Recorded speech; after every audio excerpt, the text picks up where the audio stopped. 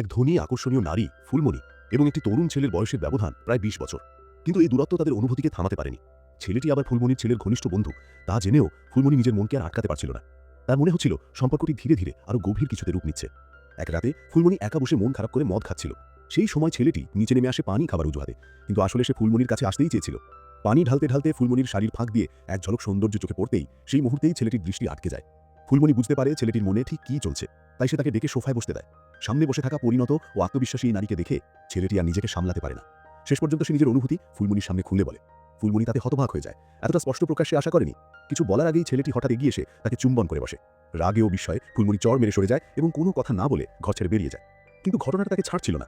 বয়স যতই হোক, হৃদয়ের চাহিদা সবাইকে স্পর্শ করে। অনেক ভাবনা চিন্তার পর ফুলমণি বুঝতে পারে সে ভালোবাসা পেতে চায়। তাই আত্মসম্মান, দ্বিধা এবং ভয় সব পিছনে ফেলে সে নিজের ছেলের ঘরের সামনে গিয়ে দাঁড়ায়, ছেলেটিকে বাইরে ডাক দেয়। আর তারপর যা ঘটল তা কেউ কোনোদিন কল্পনাও করেনি।